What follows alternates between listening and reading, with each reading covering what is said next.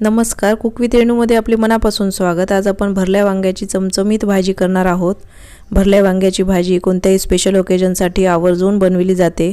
आज मी माझ्या आईच्या पद्धतीने एक सिक्रेट पदार्थ वापरून भरली वांगी करणार आहे आणि ही भाजी खूपच मस्त चमचमीत लागते आणि करायला तर खूपच सोपं आहे। आपण आज जे सिक्रेट पदार्थ वापरणार आहोत त्या सिक्रेट पदार्थामुळे वांगे शिजल्यानंतर देखील वांग्यांचा रंग मात्र अजिबात बदलत नाही, हिरवगार रंग राहते।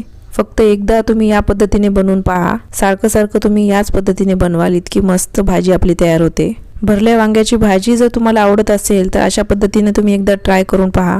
भरली वांगी बनवण्यासाठी एक स्पेशल मसाला देखील आपण आज करणार आहोत। चला तर मग आपण रेसिपीला सुरुवात करूया। सर्वात अगोदर आपण मसाला करून घेणार आहोत। सर्वात आधी मी सुकं खोबरं तव्यावर भाजून घेते। सुकं खोबरं मंद आचेवरच छान लालसर होईपर्यंत भाजून घ्यायचं आहे। सुकं खोबरं आता छान भाजून झालेलं आहे। आता आपल्याला कांदा भाजून घ्यायचा आहे आणि कांदा भाजताना थोडंसं मी तेल देखील टाकलेलं आहे। तेल टाकल्यामुळे कांदा लवकर भाजला जाते आणि बघा अशा प्रकारे आपल्याला छान लालसर भाजून घ्यायचं आहे। आता हे कांदा मी काढून घेते। आता सर्वात आधी आपल्याला सुकं खोबरं मिक्सरला बारीक करून घ्यायचं आहे आणि सुकं खोबरं बारीक झाल्यानंतर आलं टाकून घ्यायचं आहे, लसूण टाकून घ्यायचं आहे आणि हे मिक्सरला आपल्याला बारीक वाटून घ्यायचं आहे। आणि नंतर आपण आता जे भाजून ठेवलेलं कांदा आहे ते टाकून बारीक वाटायचं आहे आणि थोडीशी कोथिंबीर देखील मी टाकलेली आहे आणि आता हे आपलं वाटण तयार आहे। आता हे मसाला वापरून आपण मस्त मसालेदार आपली भाजी तयार करूया।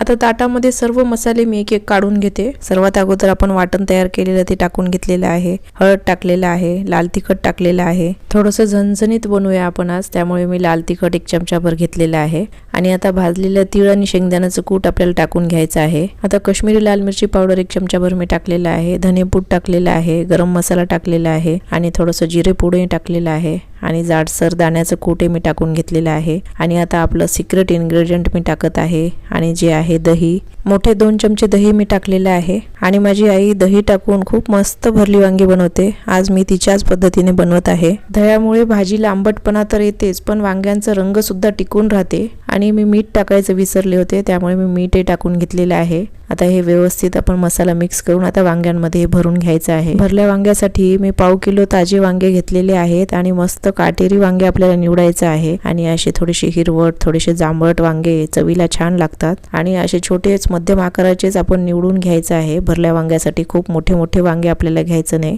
वांग्याचे काटे पूर्ण आपल्याला काढून घ्यायचं आहे। काटे काढताना थोडं सावकाशच काटे काढून घ्या आणि देठाचं पोर्शन मी राहू देणार आहे। वांग्यांच्या देठात विटामिन सी, विटामिन के, लोह, कॅल्शियम, फायबर्स असतात, त्यामुळे देठाचं पोर्शन आपण तसंच ठेवलेलं आहे। आता मधोमध आपल्याला असे काप करून घ्यायचं आहे। वांग्यांमध्ये आळ्या असण्याची शक्यता असते।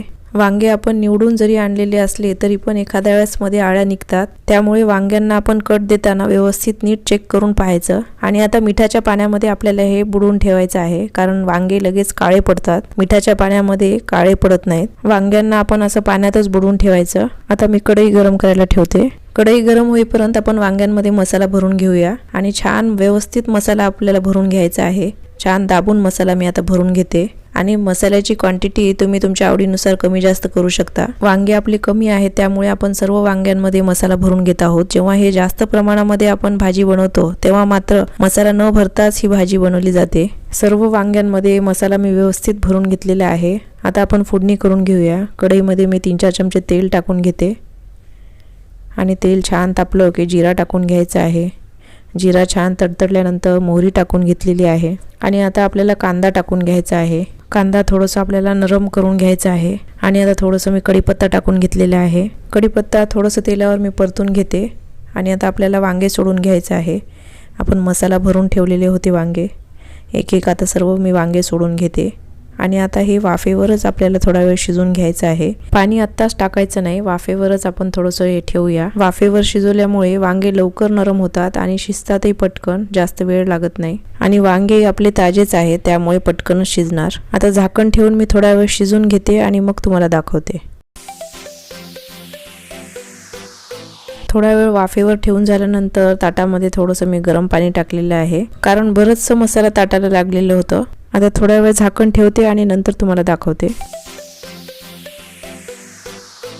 आता वाफेवर थोडं शिजून झाल्यानंतर गरम पाणी मी ऍड करून घेतलेलं आहे. आता झाकण ठेवून आपण भाजी शिजून घेऊया. जर तुमच्याकडे वेळ कमी असेल तर डायरेक्ट कुकरमध्ये तुम्ही हे भाजी 1-2 शिट्या करून घेऊ शकता. आपण यामध्ये दही वापरलेलं आहे, त्यामुळे बघा वांग्याचा कलर सुद्धा छान हिरवगार आहे, अजिबात कलर बदललेला नाहीये. आता हे झाकण ठेवून आपण वांगे शिजेपर्यंत आपण हे शिजून घ्यायचं आहे. छान नरम आपल्याला वांगे शिजून घ्यायचं आहे.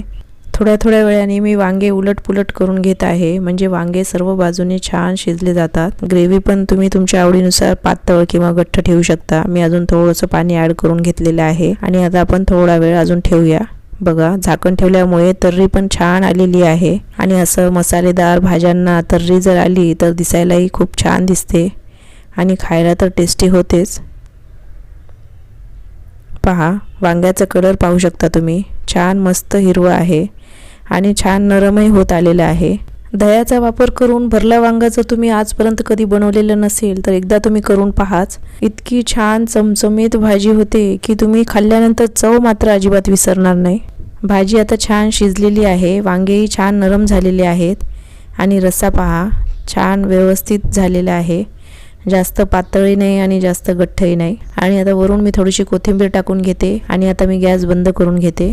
भाजी आपली तयार आहे आणि खूपच टेस्टी भाजी आपली बनलेली आहे. ही भाजी तुम्ही भाकरीबरोबर, पोळीबरोबर किंवा भाताबरोबर कशाबरोबरही खाऊ शकता. खूपच छान लागते आणि बघूनच तोंडाला पाणी सुटत आहे. इतकी छान झणझणीत आपली भाजी झालेली आहे. आज मी भाकरीबरोबर सर्व केलेला आहे आणि ही भरल्या वांग्याची भाजी तुम्हाला कशी वाटली कमेंट करून नक्की सांगा आणि रेसिपी आवडल्यास लाईक, शेअर, सबस्क्राईब करायला विसरू नका. आणि वेळात वेळ काढून रेसिपी पाहिल्याबद्दल तुमचे खूप खूप मनापासून धन्यवाद.